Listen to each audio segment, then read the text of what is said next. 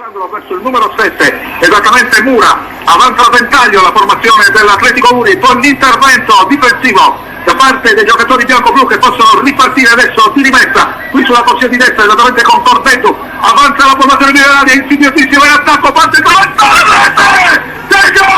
il gol di Meloni, ha messo dentro il pallone da due passi, traversale da destra e Meloni, l'attaccante di Nuoro che veste la maglia del Casonia, ha messo dentro per il vantaggio della formazione mineraria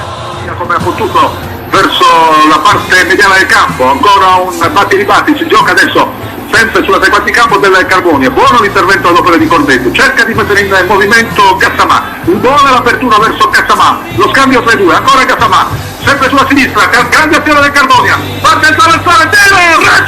rete, 6 gol del portero, grandissima azione con Gassamà che è andato a mettere dentro il gol del 2-0. Il rilancio venuto in questo istante, il pallone terminato al di là della bianca, si gioca sulla tre quarti campo del Carbonia, la rimette in gioco per l'Atletico con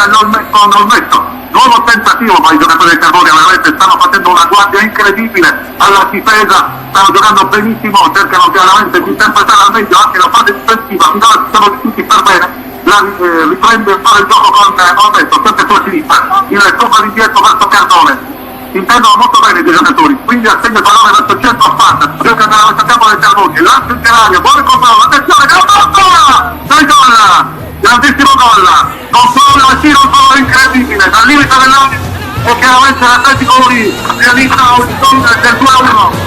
Preocupa la adesso attenzione perché sta attaccando adesso incessantemente sotto la pioggia battente ed è riuscito a trovare un grandissimo gol dopo un minuto.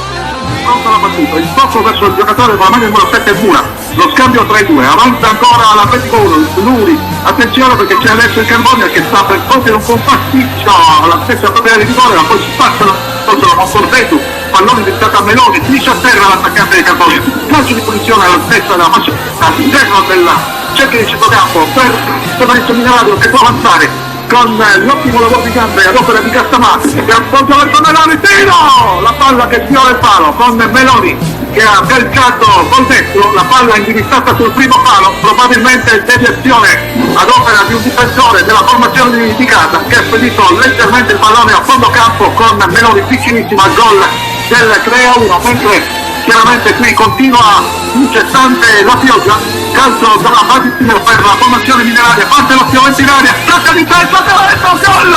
gol del Galetto, bellissimo, ha staccato di testa e ha mandato il pallone a fil di palo, esultano i giocatori di 1